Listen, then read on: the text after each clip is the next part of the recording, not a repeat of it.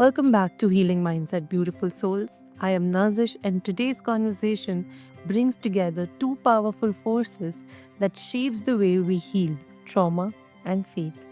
We are joined by amazing Dr. Melanie Gray, PhD, consultant, thought leader, and the visionary behind Melanie Gray Solutions. With deep expertise in trauma informed practice, spiritually grounded care, and equity centered leadership, she has helped individuals, communities, and institutions shift from surviving to transforming. Through her Stop It framework, she offers a roadmap for interrupting harm, restoring humanity, and responding to trauma with clarity, intention, and compassion. Tonight, we explore how trauma informed care and faith can work together to build safer, resilient, and more helpful lives. Dr. Melanie, welcome to Healing Mindset. I am so grateful to have you here with us. Oh, Nazish, thank you so much for having me. It is really my great pleasure. That is wonderful. So, you are known for blending trauma informed care with spiritual grounding. How do you explain the relationship between trauma healing and faith to someone uh, who views them as two completely separate worlds? Well, your trauma world is your past, hopefully not your present, and your faith helps you move from your past to a new present because you cannot, faith moves you forward. I believe faith moves you forward. My faith journey is I'm a Christian and my faith is in Jesus. So he helps me move forward, not look back on the past. And so that is how faith and past traumas are connected. We have experiences that might not have been so positive or might not be so positive, but faith helps us build resilience and moves us forward. That is an amazing explanation, and I love the way you articulated that. And can you recall a moment in your work where faith became a true catalyst for someone's breakthrough? Yes. Just recently, actually, I had was working with a woman who was having some challenges in her family uh, dynamics, uh, children having challenges, marriage having challenges, um, very stressful and traumatic, and just helping her be grounded in her faith, remembering that this world is not our eternity. In my faith belief, Nazish, as a Christian, I believe that as I live here, I live for my Savior, and that I'll be able to be with Him one day. But I believe everybody's going to have an eternity. Is where will you spend it? But this knowing that this is the all the everything we're ever going to have and going to be is not just in this, but having that hope for the future. So I was able to help her go through this trauma by holding on to the hope and the present that her relationship with her, she's a Christian as well, Savior brought her. And as she drew closer to her faith in her with her Savior, it lifted the load off of the experience that she was having. That is so amazing. And that shows how faith can become an anchor rather than an escape, something that holds us steady while we heal. And it is so beautiful the way you Oh, explain. yes. Yes, it holds faith. My faith holds me steady, and keeps me grounded because it's why I live. In my Savior, it's in Him that I live and I move and I have my being, and I look at His and I can read about Him, and He speaks to my heart, and it gives me hope, and it gives me joy. And so even though I'm walking through a hard time, I my faith keeps me That in a is good so place. amazing. That is so amazing. Your Stop It framework helps people interrupt harm with intention. What inspired you to create it, and why was it important for you to merge psychology with spiritual wisdom? Well, I was inspired to create the Stop It framework because I talk to a lot of women, Nazish, and they're young people, women of all ages, men of all ages. And they'll be doing a behavior. The insanity is doing the same thing over and over and expecting a different result. And so I just say, stop it. Why are you doing that? Why do you keep doing that? Why are you still in that relationship? Why are you still in that job? You're complaining about being broke, but you never stop spending money. Just stop it. And so uh, I found myself saying that. And I said, well, how can I framework it, to put more meat on the bones? And that's what inspired me.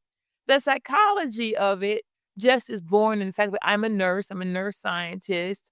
As you know, I have a master's in nursing education and a PhD in education. And so, as a nurse, you think about evidence based. Everything should be based. If any thoughts, beliefs, information should be evidence based. We're just not throwing out willy nilly information, right?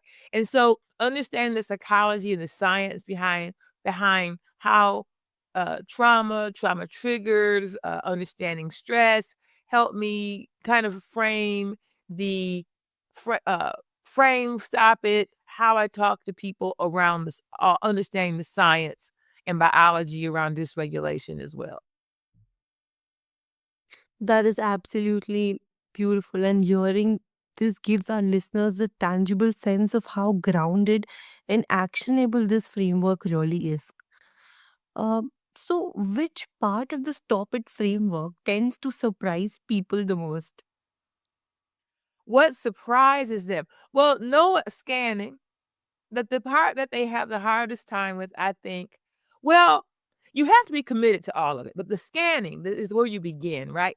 So, scanning, another word for it might be reflection. What is actually happening? What am I willing to embrace and identify in my life that is not working? What past thought process about my past do I need to stop having a love relationship with? Have you ever met someone, Nazish, that they keep talking about the husband, one that didn't work, or the boyfriend that got away, or something in their past? They're not living with their mom anymore. They're 50 years old. They're still talking about what mother did 20 years ago. I mean, at some point, we're not making light of anyone's pain, but at some point, you do have to willing to move forward. If you say you don't have any friends, well, let's look at that, because you're the constant among everyone you're with, right? So you have to willing to understand that you have to look at yourself, and that no one likes to look at our ugly stuff. I don't know, do you? Oh, none of us like to look at what needs to be fixed. And so I think people have to, it's courageous. It takes courage to change. And so being willing to scan and say, okay, what's not working? And then being willing to tell the truth. Yes, that needs to change. That's the T. You got to tell the truth. And so I wonder how many people like telling the truth. I mean, really, when it comes to ourselves, right? It isn't always comfortable, but I think that the S and the T are where people tend to get stuck or not want to move, but you have to get to those phases to get to the transformational areas. That is absolutely beautiful, and that is such a powerful realization. You have to move out of your past. Me as a person, I have seen so many people. Sometimes I have seen myself only thinking about something that has happened years ago and it is somehow still affecting my decisions and my things. So, the way you put it, I feel motivated to have that change inside me. And I'm pretty sure that many of our listeners will also feel so motivated by Well, I it. hope so. Yes, because we're all on a positive, if we want, we can choose a positive, progressive life, right? I'm not who I was at 20, nor should I hold myself totally hostage to my past and who I was at 20, right? Unless I really just haven't changed. But I think, I was young and dumb. I think we've all been young and dumb at least once. So how long do you beat yourself about it? We have to accept responsibility and be willing to move forward. Because regret, right? When you look past, look at your past all of the time, then you're just living in regret. Oh, I wish I hadn't. Oh, I wish I life was different. Oh, if I hadn't, if I woulda, coulda, shoulda. And how do you move forward like that? You can't. That is actually very true and very motivating as well. It also shows us that transformation can begin with awareness. Like you have to be aware about it, and then you can have the change you are seeking. Beautiful. Absolutely. Yeah. So many communities today are facing layered trauma, like emotional, generational, systemic. How can trauma informed care begin addressing these realities without overwhelming the individuals or institutions trying to help? Well, trauma-informed care is a understanding that when we meet people and or communities, we see behaviors that we're kind of thinking, why is that happening? We should be considering what has happened to you, not what is wrong with you, right? That led to that behavior. And it is it is sometimes based on the immensity of the problem or the trauma, it might take a community, it might take more time. The larger the sicker a person is, right? The more time that it might take to heal. The person that has the biggest surgery, a heart transplant or something, is going to take longer to heal than someone who just needs a sutured finger. So, when we're talking about trauma based on the immensity, a person that was molested or abused is going to need more support potentially and more time to heal than someone who might have had a lesser experience. I don't want to minimize bullying, but I'm just going to say if you were bullied in junior high school, might be a different healing process than if you had been a person that had been molested. And so as communities, we have to understand and individuals that people need support and that rather than judging them for their behavior, we have to understand how what has happened and help them people through it. Everybody heals at different rates, at different because they're at different places. And so we just have to be aware and be kind and empathetic. That is very true.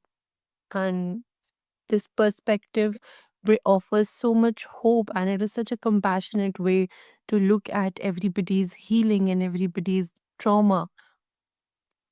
It's very beautifully put. So, have you noticed that spiritual practices can help create the resilience needed for this kind of deep work? Yes, now, as I said, the my faith journey is as a Christian, and it helps with the journey of healing because my Savior, I believe that the Jesus died and rose again, and his blood covers me spiritually and provides the healing. There's a song that we sing. There is power, wonder working power in the blood of the Lamb. And so understanding that he has already healed me and I'm learning to walk in it brings me so much relief and so much joy that I can't stay where I was. I'm continually able to move forward. Now, I cannot speak to every single spiritual practice, but I can speak about the one that I know heals and has helped me and so many people. That is that connection between resilience and spiritually rooted grounding is incredibly strengthening. And for any of us who is listening right now, we feel strengthened and we feel there is so much hope and so much for us to clear up and to do. And I love the word, and what I would like to also say about resilience is that it's important for every listener to remember and to know that they are resilient because they're listening. And regardless of what they have experienced in the past, they're still here. And so if they're still here, they are winning at something. We might not all be winning at everything, that we want to win in, but we're winning at something. We're winning at getting up every day, going to work every day, taking care of our families, making dinner, being with friends. We're showing up. So if you're showing up, you are resilient and you are on a positive, progressive path to change, to live out your destiny and purpose. That is very true. So I have you often speak about centering humanity. Why do you think faith-centered spaces, even with good intention, sometimes struggle to do this with consistently? You're asking why do some faith practices or places not always help people? Is that your question? But Why always do feel powerful? uh, f- faith-centered spaces, even with good intention, sometimes struggle to do this consistently? Well, because you're always dealing with people, right? And whether faith-centered spaces have often good people that mean well, but you're still dealing with people, right? People, there's an old song, people, people who need people, you know, are the most wonderful people in the world, but sometimes we don't always take the time. Sometimes faith-centered spaces don't have the time or don't take the time that the individuals might need to actually heal because people typically take more time than we want. I want you to get this right now and move on, but they aren't always able. Um, we might have each have good intentions to help someone, but you might have the same person, you and me, Nazish, but you might have the perfect voice that relates to them and you know how to have that tone that they connect with. And I'm a 6'1" woman with a big voice that I might repel them, So I think safe that faith-centered spaces that might mean well don't always, and people who in faith might mean well, but we're people. And we make mistakes. We might have the same intent, but just not the right capability to meet everyone's needs. But that's why we need a village, right? That's why we do like in my faith, we live in community. So where I might not be, and we have life groups, little groups within our community that meet once a week. So the people that do, are attracted to my voice and my personality, they're in my group. But there are people who are not a good fit for me in my group, and that's okay because we're all about helping each other. That So I hope honesty that is answers the question. you did, and the honesty that which you answered this question is so amazing. I mean, this is what we need to hear today. What is one shift faith leaders can make today to move toward being more trauma responsive? Well, you have to understand that people are hurting. I mean, they're hurting all over the world, and we're hurting we're stressed for different reasons. I would tell leaders, do you remember Maslow's hierarchy of needs? Are you familiar with that? Concept that the bottom nine, at the base of this big triangle called Maslow's hierarchy of needs. We have to get down to the basic need, which is the physiological needs of breathing, food, water, shelter, clothing, sleep, right? And then once people get those needs met, and then they might be able to move up to safety and having a job and a family and other things.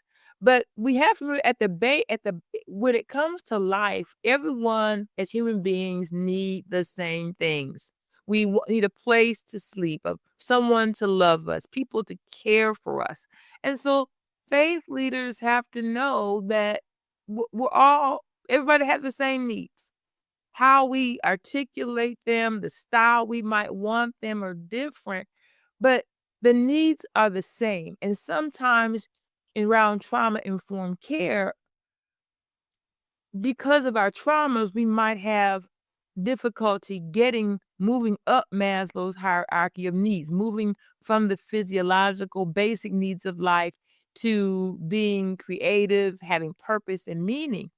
And so people can't find purpose and meaning if they haven't had their basic needs met. So faith leaders we have to really realize people are hurting, and how can we help them? How can we show love by meeting basic needs and loving on people over time to move them up the ladder to having purpose and meaning. So I think understanding around trauma, that people traumas impact their ability to be better, and sometimes we have to meet the basic needs before we can talk to them about deeper meaning. That is such a powerful call to action. Like, I started to understand that healing begins with awareness, humility, and willingness to learn. Mhm. And basic needs. I mean, I'm I'm a Christian, if I told you. And so I wanna tell people about my Savior, my Jesus, but if they're hungry, they want a sandwich. They're not trying to hear about so, right? So, if I see somebody and they're hungry, I need to give them a sandwich, not start talking about Jesus because 'cause they're hungry, right? I've gotta show them the love and meet the basic need, but from they're gonna have any respect for anything I have to say, and I think that's true for anybody. That is very true, very true. So, for our listeners navigating through personal trauma, the idea of integrating faith can sometimes feel confusing. How can they bring faith into their healing without bypassing the emotional work? Well, you can't bypass the emotional work, but you have to make a decision on what you're believing in. I had to make a decision that my faith was in Jesus. Having that conviction, building that relationship moved me to change. But you have to know what you're believing in first. I mean, it's not just about having being, you have to be grounded in something, right? If you don't know what you believe anything. So the first thing listeners have to do is to decide, what do you believe in? Who do you believe in? I believe in Jesus. He is my savior. He's the way to the Father. He helps me. But if I'm not grounded, I could believe, in a snowman. And then what is that gonna do? Um, so I think people have to make a decision.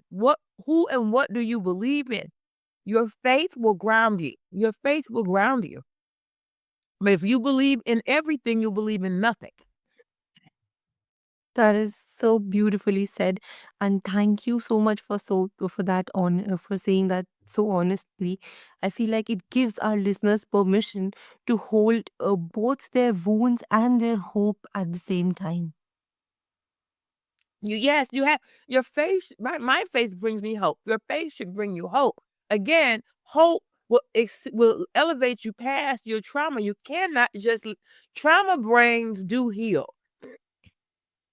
Yeah. So, Melanie, this has been such a meaningful and grounding conversation with you. I know many of our listeners will want to explore more about your work and your Stop It framework. Where can they connect with you or reach out to you? Dr. Melanie Gray, theconfidencecoach.com. Melanie Gray, theconfidencecoach.com. Amazing. I will make sure to include this link in our show notes. And Melanie, this conversation reminds us that healing isn't linear, it is led, intentional, and strengthened by faith when it is held with wisdom. Trauma informed care becomes even more powerful when paired with spiritual grounding because it honors the whole person, their mind, their wounds, their meaning, and their potential. To everyone listening, if someone resonated here, explore what healing might look like for you, slowly, compassionately, and with the support when needed. Until next time, may you walk with clarity, treat yourself with gentleness, and move toward a future shaped by both restoration and purpose. I am Nazish, and this is Healing Mindset.